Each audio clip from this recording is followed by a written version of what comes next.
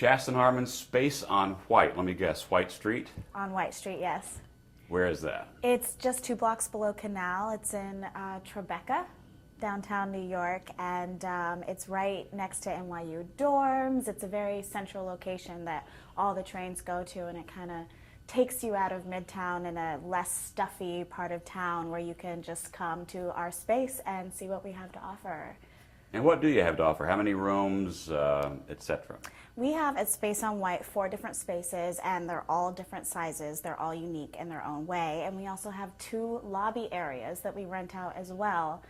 We rent out private spaces that can be enclosed for rehearsal, practice, performance, workshops, anything related to the performance arts. But we also cater to the visual arts in a very unique way, in that we rent out our lobby areas for gallery exhibits and showcases, any type of multimedia event that people want to have. They can come to our space, look at all the spaces that we have, kind of select a la carte style how they want their event to be shaped, and then we help them create that and realize that. And it's a really interesting thing, and I think more and more organizations are starting to want to do these more interesting mixed media events and are starting to actually bring them to our space without us having to prompt them. And it's really great that they're finding us because it fits perfectly with what we do. We offer a blank canvas.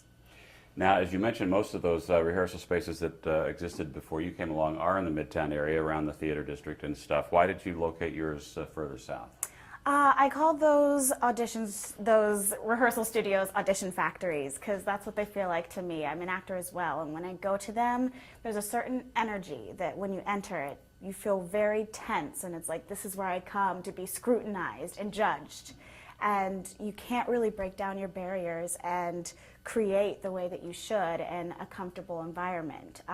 So I wanted to take people out of Midtown, get them in an area that feels less stuffy, less related to what they're used to relating things to, and offering them the same thing, but it's better because it's quieter, it's clean, it's comfortable, and it's spacious, and it feels like a home. It's a live-work loft that we've turned into studio spaces. So it is a home, and it's me renting out my home for the arts, essentially. Are you stacked one room on top of the other? Some of those rehearsal spaces, it feels like there's a herd of elephants on top of you. Yeah, like there's a tap dance class above you. Actually, it's 3 floors, the space, and the living area in which I live and run the space is in the middle. So all the rooms are spread out, and not one room is touching each other, which really helps for sound. And we also go even further to schedule according to what's going on in what space. So I'm not going to put a person who's going to be singing rock music next to a group that just wants to have a tutorial meeting to market a new product. You know, I try to be accommodating in that way and say, you know, I'm never going to put a tap dancing class on top of your yoga meditation class because it's not productive for you and it's not productive for me to offer you bad service. And it is a very rare commodity in New York to find a place to get together for any of these activities you've been mentioning, and there must be some price pressure on you as the owner of this company to make sure that it's affordable, because a lot of these enterprises that could use your service, you know, don't have big budgets. Right.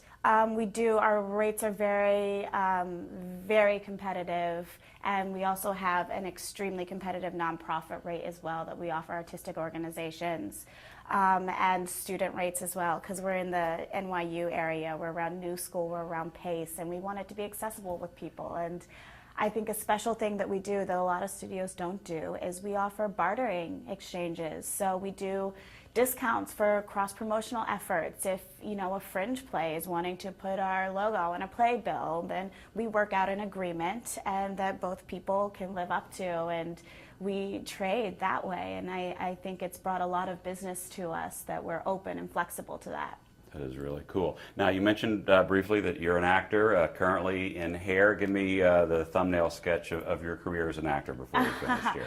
I went to NYU and I graduated in 2007, and I immediately got cast in an off-Broadway play at the Signature Theater, which was an amazing experience. It was called Iphigenia 2.0. It was a Chuck Me play directed by Tina Landau, and I think from that moment on, I knew I wanted to be selective about the type of work I did. You know, I immediately got an offer to go on the Hairspray tour, and I was like, no, I don't want to do that. I want to stay here and do theater that really like feeds me. And so then I thought, oh, okay, well then I have to come up with a supplemental source of income, and that's where I decided to kind of brainstorm the idea of coming up with Space on White. You know, I also, as an artist, wanted a place where I could go to and just play the piano and write my music and do it in an environment that's comfortable. It's once you graduate from your university, or if you just move here, you don't have a place where you can do that. And if you're living with 3 roommates because that's how you can afford to pay the rent,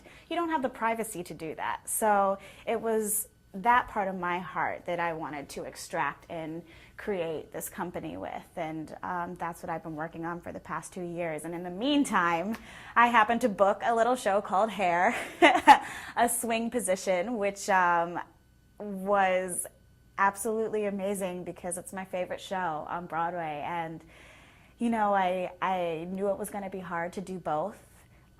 But I decided I wanted to weather that storm. So I went forward doing both. So now I do Space on White by day and Hair by night, and I have a staff at Space on White that works there when I'm not there. Congratulations and best of luck to Space on White. Chasten Harmon, thanks for coming in. Thank you.